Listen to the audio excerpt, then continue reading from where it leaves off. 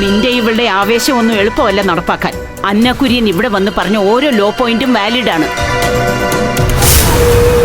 നിയമപരമായി നിങ്ങൾക്കിനി ഒന്നും ചെയ്യാൻ കഴിയില്ല.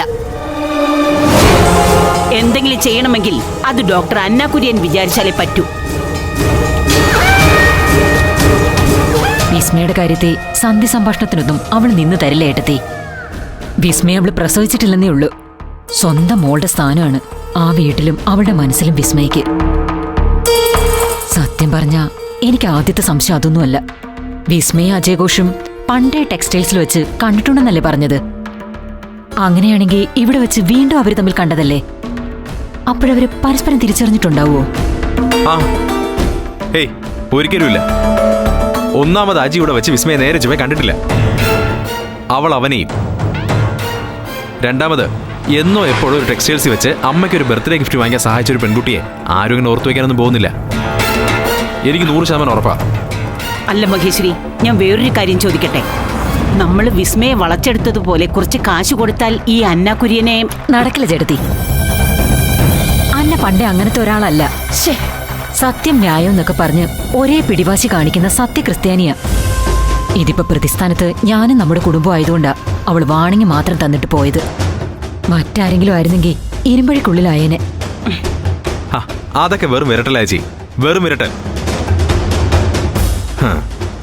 ഇതിലിനിയിപ്പോൾ പ്രൊഫസർ അന്ന കുര്യനല്ല, കളക്ടറും മന്ത്രിയുമായ അന്ന കുര്യൻ വന്നാലും ഒതുക്കണമെന്ന് വിചാരിച്ചാൽ ഒതുക്കാനുള്ള പിള്ളേരെല്ലാം എൻ്റെ കയ്യിലുണ്ട്. പാമ്പ് പത്തി വിടർത്തിയാ പിന്നിലൂടെ വാലി പിടിക്കണമെന്നേ ഉള്ളൂ. സാധനം ചുരുണ്ടുകൂടി നമ്മുടെ സഞ്ചിയിലിരിക്കും. എന്താ കാണോ നിങ്ങൾക്ക്? അതൊക്കെ ശരി തന്നെ. പക്ഷെ ഒരു കൊള്ളസംഘത്തിന്റെ സ്വഭാവം നമ്മൾ കാണിക്കാൻ പാടില്ല. കൊല്ലാതെയും ശത്രുക്കളെ ഉണ്ടാക്കാതെയും വേണം നമുക്ക് നമ്മുടെ കാര്യം നേടാൻ. അറിഞ്ഞു കളിച്ചില്ലെങ്കിൽ എത്ര കാശുണ്ടായിട്ടും നമുക്ക് രക്ഷപ്പെടാനാകില്ല.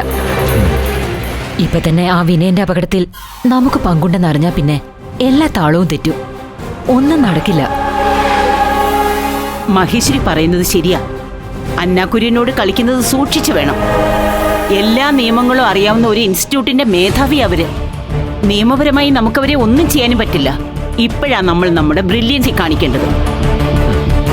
ആർക്കെതിരെ ആയാലും അടി കൊടുക്കേണ്ടത് അവരുടെ മർമ്മം നോക്കി വേണം. പ്രത്യേകിച്ച് അന്ന കുര്യനെ പോലെ ഒരാൾക്ക്. ശിവന് മനസ്സിലാവുന്നുണ്ടോ ഞാൻ പറയുന്നത്? മനസ്സിലാവുന്നുണ്ട് ചേട്ടത്തി, നന്നായി മനസ്സിലാവുന്നുണ്ട്. കൊല്ലലും കൊള്ളുവയ്ക്കലൊന്നും നടക്കില്ല.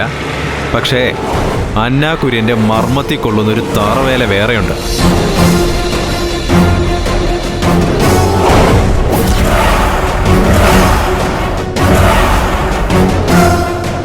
നിങ്ങൾ വിശ്വസിച്ചോ? ഇന്നിവിടെ ജോലിച്ചു വന്ന പ്രൊഫസർ നാളെ ഒരു തീയണഞ്ഞ കരിക്കട്ട പോലെ മുട്ടുകാലിരുന്ന് നമ്മുടെ മുന്നിൽ ചിലത് യാചിക്കും. ഇത് ശിവന്റെ വാക്കാ, വിശ്വസിക്കാം.